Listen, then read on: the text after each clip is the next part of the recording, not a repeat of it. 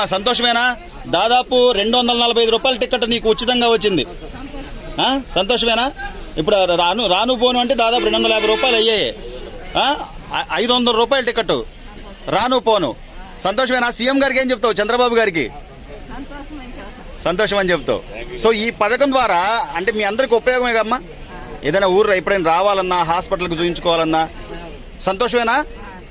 Madam మీరు చెప్పండి, అంటే ఒక మహిళలందరికీ కూడా ఈ బస్సు ఉచిత బస్సు ప్రయాణం కల్పించడం అంటే అనుకున్నారా మేడం? అంటే ఇంత లోటు బడ్జెట్లో ఇంత కష్టాల్లో కూడా ఈయన చేస్తాడా చేయడా?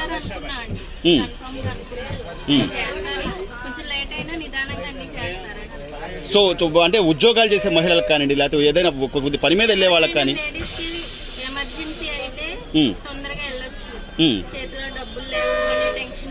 అవును.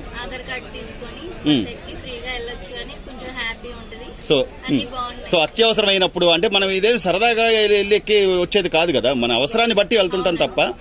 ఈ పథకం అనేది దీనికి స్త్రీ శక్తి అని పేరు పెట్టడం కూడా ఎలా అనిపిస్తుందమ్మా?